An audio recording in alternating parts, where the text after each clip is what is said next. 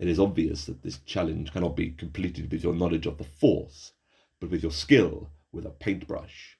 Hey guys, welcome back to Planet Mithril, and I have the next instalment of my Star Wars Shatterpoint series for you, the leader of the Separatist forces, apprentice to Darth Sidious, and Sith Lord himself, Count Dooku.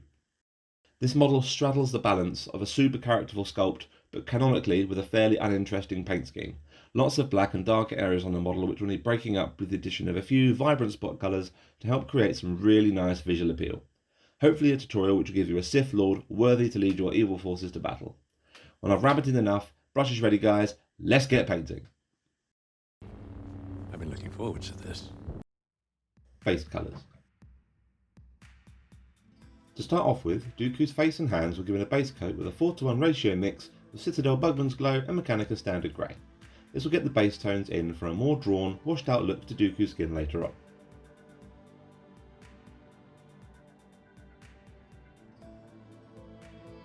Dooku's hair and beard were then given a base coat with a 3:1 ratio mix of Rainy Grey and Ledanis Grey. You'll probably need to apply this in a few thin down layers to get a nice smooth finish over all the hair.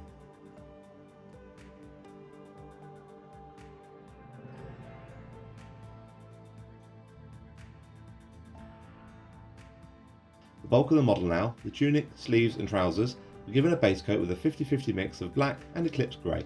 Now I'm opting for a slightly off black base coat here, as that gives me some wiggle room when it comes to shading later on in the process.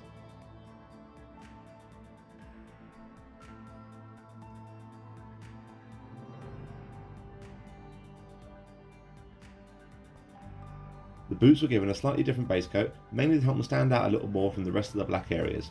These were given a base coat all round with a 3:1 mix of black and boreal green. The cloak was base coated next using Bosch Chestnut, again having to apply this in multiple layers for a smooth, consistent finish. This is a really rich, bright and vibrant brown which will act as the perfect spot colour to break up all the darker tones of Dooku.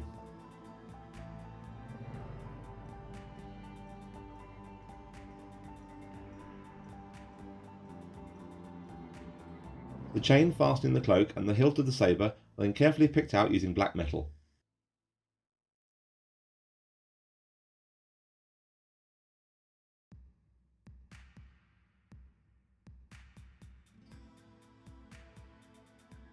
Finally, the sabre blade itself was given a few thin down coats of Antares red, a really bright red for such a sinister Sith Lord.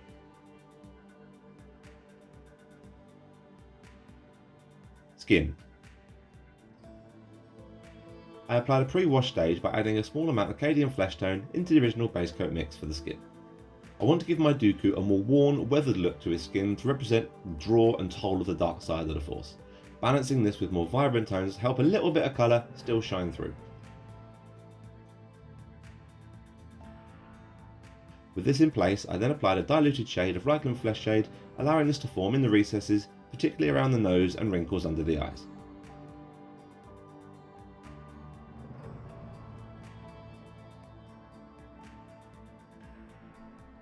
Once the wash is dry, I jumped to a layer stage which incorporated Kislev flesh gradually into the previous mix.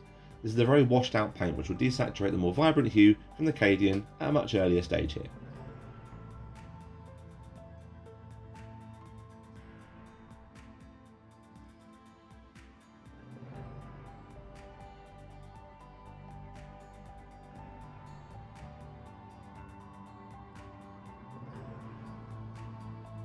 When I'm happy with how Dooku's facial details are framed and outlined, I gradually started adding in deepkin flesh into the mix and continued pushing the definition of his facial features, focusing on the nose, wrinkles and brown lines in particular.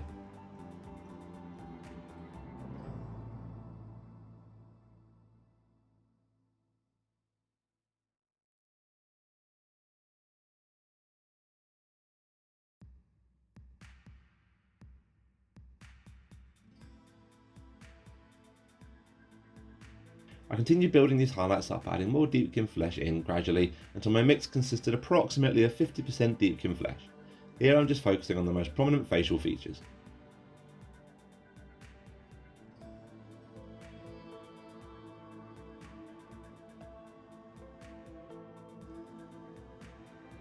The eye recesses were carefully picked out using black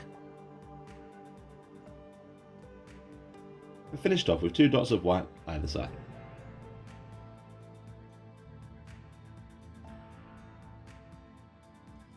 hair and beard. I want to try and mirror the more white, silvery look to Dooku's hair from the animated Clone Wars series, whilst also maintaining a good sense of depth and shadow. To start off with, I applied a manual shade to the recesses with brown grey.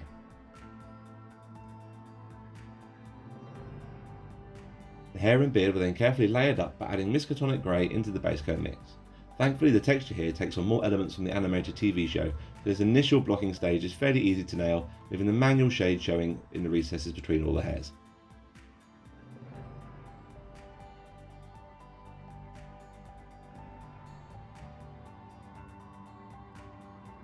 Continue adding Miskatonic into the mix gradually, building up to a pre-highlight stage of pure Miskatonic Grey. This will ensure a smooth, blended transition from the darker follicles through to the lighter areas of hair.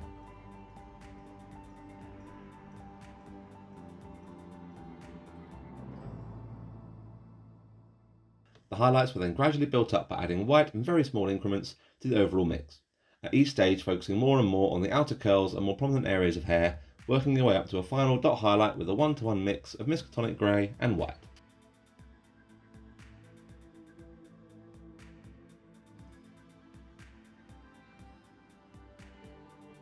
Tunic and boots.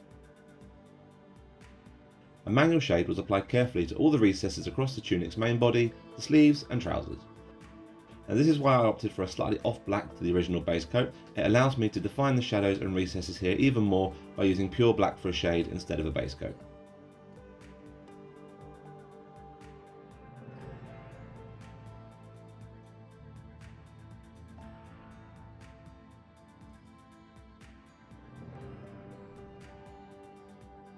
A blocking layer was then applied across all these areas by gradually increasing the concentration of Eclipse Grey in the base coat mix, allowing the flow of material to direct my brush and leaving as much of the black recess shade showing in the recesses as possible.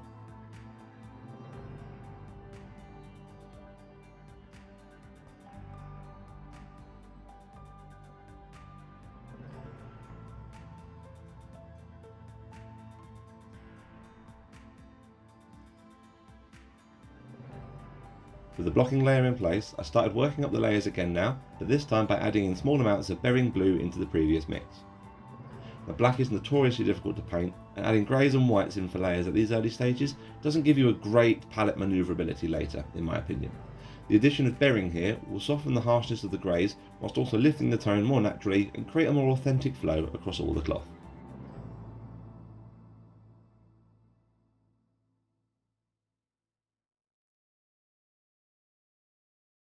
By the time you reach the final layer stage, your mix should contain no more than 50% berrying blue to avoid overblowing the delicate tones of the black.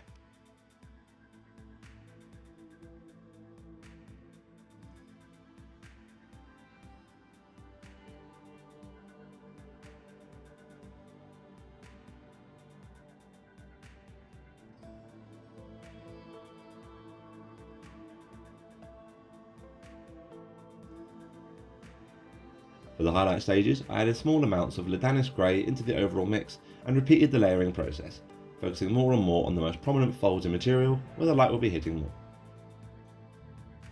Keeping my brush strokes as tight and controlled as I possibly can, any bleeding out onto black with such light tones paint here would really upset the overall look of the model when finished.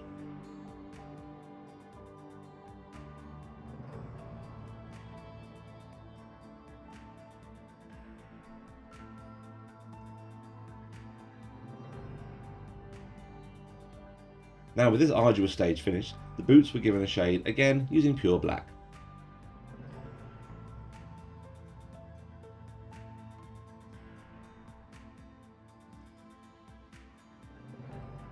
The layers over the boots were developed by adding Miskatonic Grey into the base coat mix. Now the boots need to be framed more than blended like the tunic, which will give a nice tonal shift.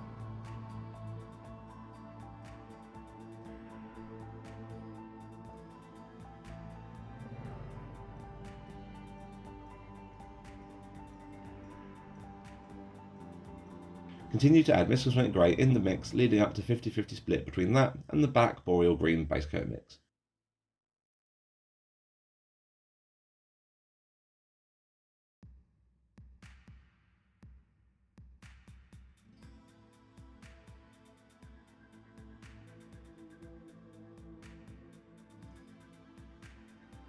Finally, between 25 to 35% white was added into the mix and carefully applied to the rim, toes and edges of the boots.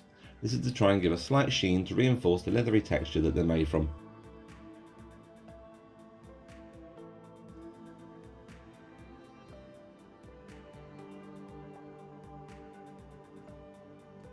Finally, a coat of gloss varnish was applied all around them to give a real sheen that will pop on the tabletop.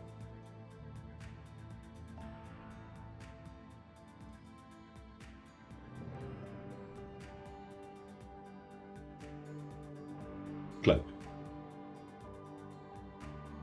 The recesses of the cloak were given a manual shade with a 2-to-1 mix of brown leather and black. You can add more black to this depending on how dark you want to push the recess shade, but be careful not to overdo it, as I'll be using very vibrant tones to layer up the cloak later on.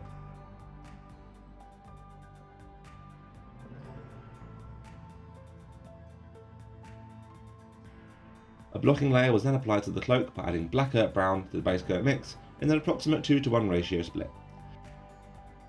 Thankfully, unlike the tunic, the folds and material detail are very well defined here, so placement for this should not be a problem at all.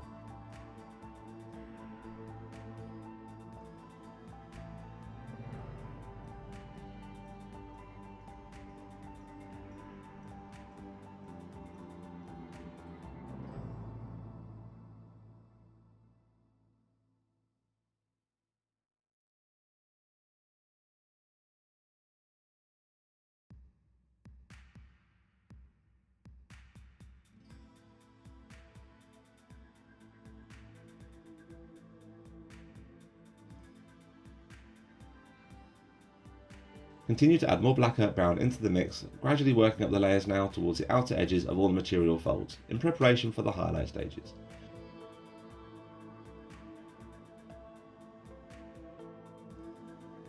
The belt here was getting more of a rigid edge layer to frame the outer areas of leather.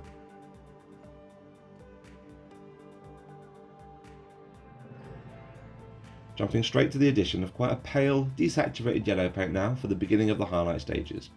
High key yellow was added very gradually into the mix as I continued building up the blend over the outer, more prominent folds of cloak.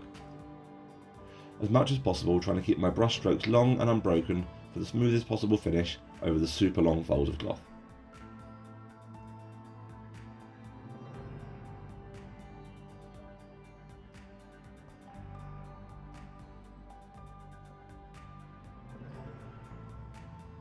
Continuing to add more high key yellow into the mix and applying multiple interim highlights, gradually reinforcing the tone and blend until my mix was approximately 50% high key yellow. Look at that rich, lovely chocolatey brown. Doesn't that instantly draw your eye to a model that otherwise has quite a monotonous and dull colour palette?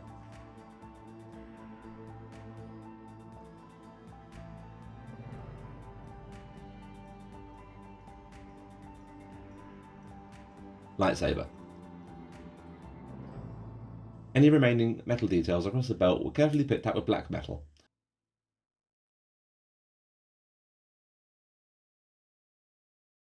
All the metals were then given a careful, targeted wash using Citadel Nuln oil.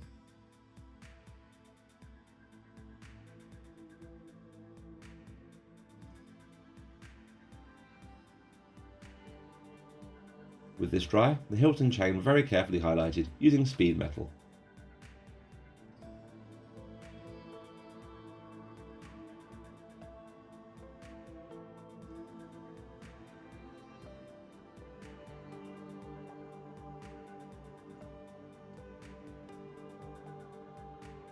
The blade itself was gradually layered up with increasing amount of whites into the Antares red base mix. With each pass this was focused more towards the upper half of the blade, letting the darker half show underneath. Finishing off with a final highlight with a 3-to-1 ratio mix of white and Antares red.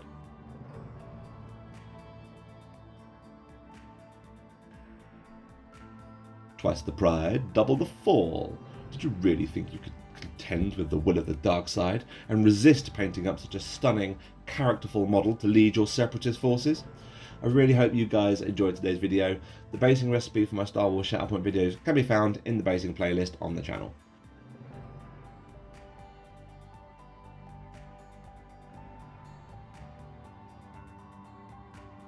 Please like, subscribe and comment on the video with your thoughts. I love to read all your feedback, and as always, take care, may the force be with you, and happy hobbying.